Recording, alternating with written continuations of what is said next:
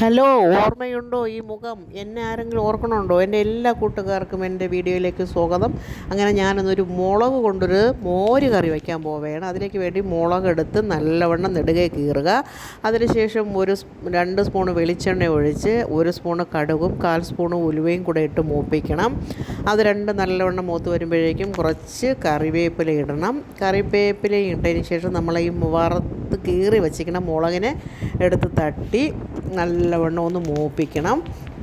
അത് നല്ലവണ്ണം മൂത്ത് വരുമ്പോഴേക്കും അതിലോട്ട് 1/4 സ്പൂണ് മഞ്ഞൾപ്പൊടിയും അതേപോലെ 1/2 സ്പൂണ് നമ്മളെ സ്വന്തം കായപ്പൊടിയും കൂടെ തട്ടി ഒന്ന് മൂപ്പിച്ചതിന് ശേഷം നമ്മളൊരു ആവശ്യത്തിന് തൈരും ഉപ്പും ഒക്കെ ചേർത്ത് ഞാൻ നേരത്തെ കലക്കി റെഡിയാക്കി വച്ചിട്ടുണ്ട്.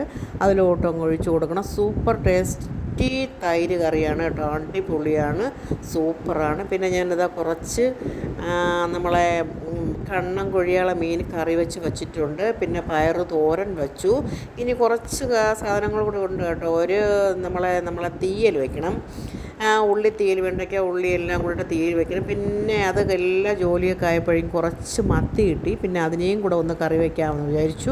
അങ്ങനെ ഞാൻ ഇതാദ്യം തീയൽ വയ്ക്കാൻ പോവുകയാണ്. അങ്ങനെ തീയലിന് വെണ്ടയ്ക്കയും ചെറിയ ഉള്ളിയും തക്കാളിയും പച്ചമുളകും എല്ലാം തട്ടി നല്ലവണ്ണം വശക്കി ഇതാ തീയൽ റെഡിയായി.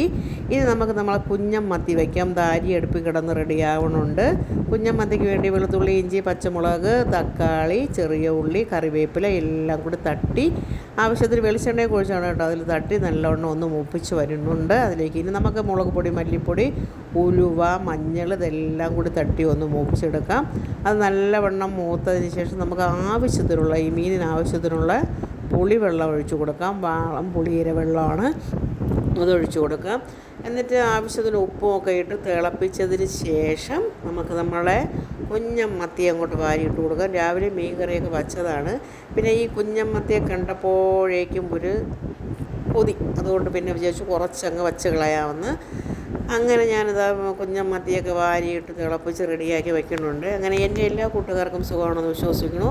സുമോദെ സുഖമാണോ? എല്ലാവർക്കും സുഖമാണോ? അച്ചമ്മയ്ക്ക് സുഖമാണോ? എല്ലാവരെയും ഹീര ഉണ്ണി ചേച്ചി സുഖമാണോ? നമ്മളെ രത്നമ്മ ചേച്ചി സുഖമാണോ? ജയാസ് ബ്ലോഗിന് സുഖമാണോ? നമ്മളെ മകേഷിന് സുഖമാണോ? പിന്നെ അതുപോലെ സുപ്രിയയ്ക്ക് സുഖമാണോ? എല്ലാവർക്കും സുഖമാണെന്ന് വിശ്വസിക്കുന്നു. ഞാൻ കുറച്ച് ദിവസം ഇവിടെ ഇല്ലായിരുന്നു. ഇന്ന് ഞങ്ങളെ വീട്ടിൽ വന്ന ഒരു അതിഥിയാണ് കേട്ടോ, നമ്മളെ മുള്ളം പന്നി. ഞാൻ ആദ്യമായിട്ടാണ് കേട്ടോ ജീവനോട് ഇത്ര അടുത്ത് കാണുന്നത്. ഞങ്ങൾ പേടിച്ച് കയറി ഓടി.